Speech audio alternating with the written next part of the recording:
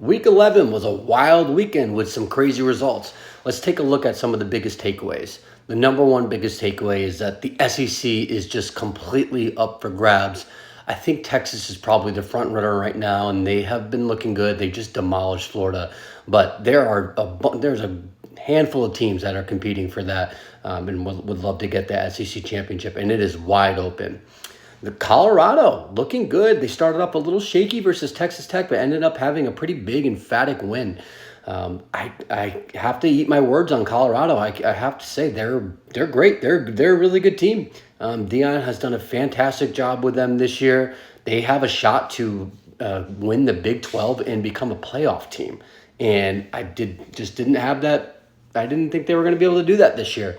So they look good, and I'm rooting for them. So I hope they continue to win. Miami, a bad loss to Georgia Tech.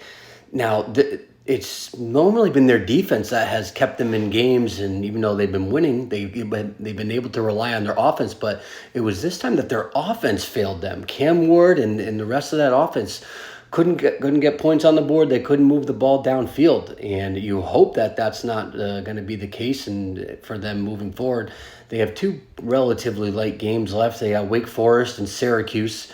They're still in the driver's seat to win the ACC and to get to the ACC championship game, because they have that win over Louisville, which Clemson has lost to. So that puts them ahead of Clemson, even though they both have one loss. So they're still in the driver's seat, still have everything ahead of them. But man, you got to worry if you're a Miami fan, if they can't get the offense going and that defense is not stepping up. That's scary.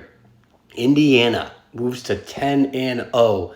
And I don't care that they haven't played a tough schedule. They just beat Michigan, and I know Michigan is down, but this is Indiana.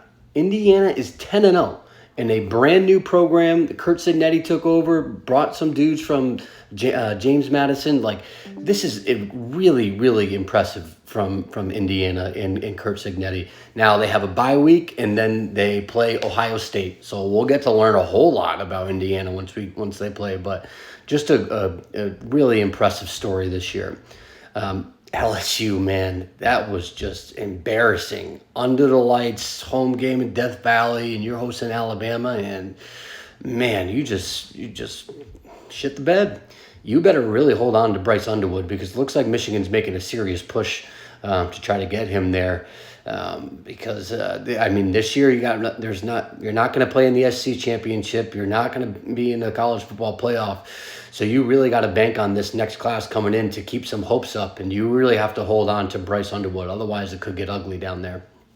Georgia, this is just not the Georgia that we know, that we've seen the past 5-10 years or so. Like, they just got drugged by Ole Miss. Now, Ole Miss is a good team, no doubt about it. But, man, this was embarrassing for Georgia. This was their worst loss that they have had in the 5-10 year span, close to 5-6 years. Like, that was really bad for them. They need to figure some stuff out. Carson Beck has not looked great. He's been pretty bad, honestly, this year. Their offensive line has been struggling.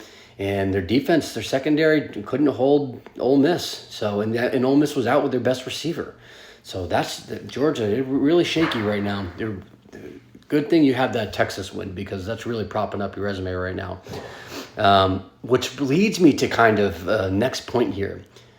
There are going to be some like 9, 10, 11, 12 seeds in this playoff, because so many teams are catching L's this year. These teams can be scary. Like Ole Miss is they're a 2-loss team right now. They could end up being like a 10, 11 seed in the playoff. Like, if you get this Ole Miss that we just saw on Saturday as an 11 seed, man, that's scary. They can make a run. And Alabama, what we just saw them do again, like, man, these are going to be some scary teams that are sitting at these 10, 11, 12 spots. So excited to see how that shakes out, but still a long ways away. BYU holds on, and they win the Holy War. They take down Utah at Utah. It's hard to win in Rice-Eccles, so give them credit where credit is due. Now, it wasn't a pretty win, but they remain undefeated, and they win the state. They win their biggest rivalry game, so that's awesome. Good for them. They're another really, really awesome story this year. Now, Oklahoma, what are we going to do with them? That was a really bad loss to Missouri, a game you really shouldn't be losing. Now, I know there's a ton of injuries for Oklahoma, and it's been a quarterback problem the whole year. Offensive line has not been great, but Missouri's not really a good team. And you start to have some questions about Brent Venables now. Is he the guy? Because he hasn't really been proven that this year. So it's start to ask some questions around Brent Venables, and it's not fun questions. Follow Big Body Ball CFB on all socials.